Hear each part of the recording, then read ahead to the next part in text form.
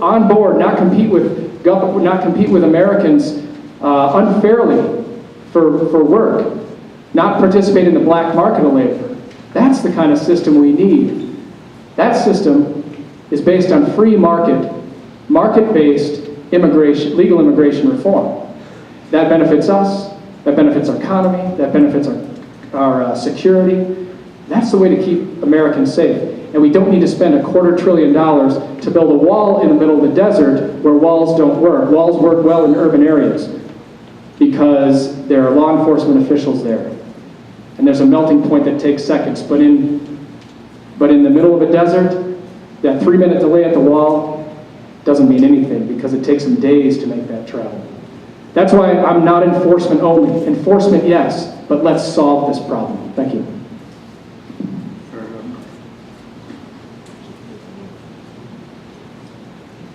We're all set. We're going to move right to question number 4. Mr. Parisi is ready, and we'll start with Mr. Jesse Kelly. Thank you both. This question concerns repeal of the health care bill. Gentlemen, do you support congressional action to repeal the recently passed health care bill? And if so, what do you propose to replace it? Absolutely. That bill must be repealed. I've already taken a pledge to repeal it while doing healthcare town halls across this district for the last 1.5 years. I made a promise that I would do everything in my power to repeal it, and we must. When this federal government controls 1/6 of the economy and your body, they control you, and free America is gone. We must repeal the bill. Anyone running for office across this country who does not take that pledge, don't send them to Washington. That's exactly what we don't need. We need tort reform. We need purchase of health insurance across state lines. We need free market things. We need to get back to the individual ownership of health insurance and the expansion of the tax-free healthcare savings accounts. Currently, only 8% of this nation own their own health insurance, and that came about because of FDR and the wage controls, so employers had to offer benefits to attract new people to their company, the talented people to their company. Well, now we're beholden to this government and beholden to an employer. We need to get the tax incentives out there so people can buy their own health insurance. In short, less government, less regulation, and as always when you get less government and less regulation, the quality goes up and the cost goes down. What we don't need to do is rip apart the entire system and hand the reins over to Barack Obama and Nancy Pelosi. These people could not run a lemonade stand, and they think they want to take over the most powerful, best healthcare system in the world. 16 of the top 20 hospitals in the world are in the United States of America. People come here for their health care. So quite frankly, keep your hope and change out of our doctor's office. Yes, I absolutely support repealing the health care bill. I will work immediately with a coalition to defund it so it doesn't sink its fangs into the fabric of our economy with the government control of this. And of course, we must move to repeal it. Our healthcare system needs reform, obviously, and that reform needs to take the flavor of getting the government regulation out of it.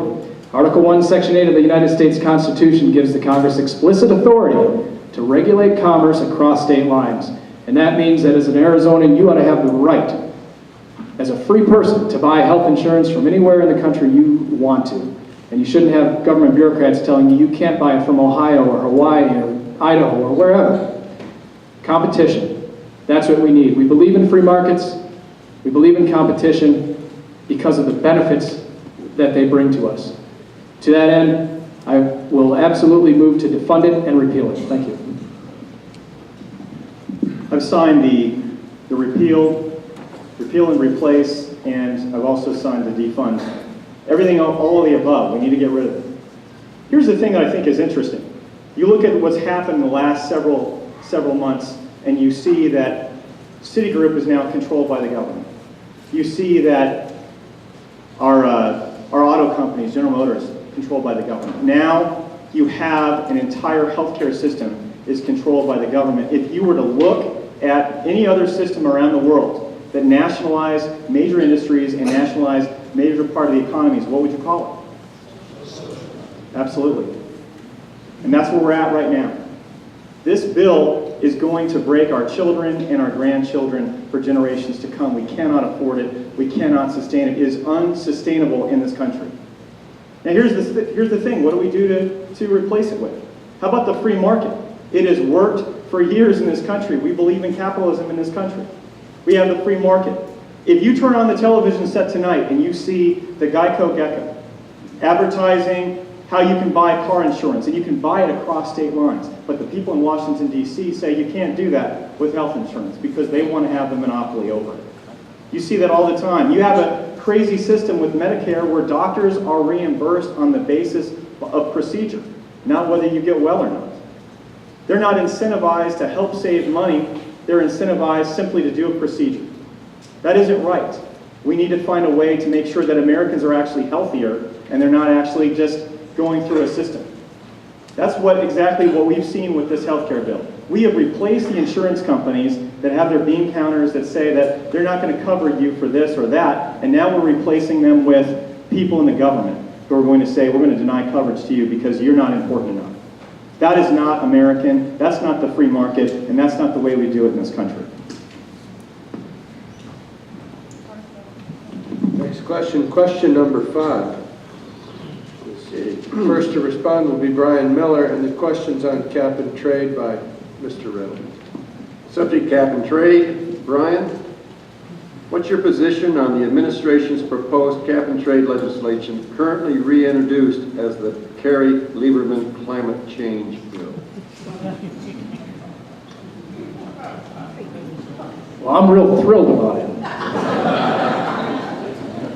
Gives a, you know, this effort by the left to use this issue, largely fabricated, of man-made global warming, is just another in the long list in their playbook of trying to gain power and control, not only over our economy, but of course, if you gain power and control and influence in the economy, you gain it of the individual. And the fundamental thing that has always made America great is the freedom of each individual American. I oppose cap and trade legislation. I oppose the effort of the government anytime it says that they, and politicians and bureaucrats, have this one-size-fits-all, they know best because they sat in a room and made handshakes about it.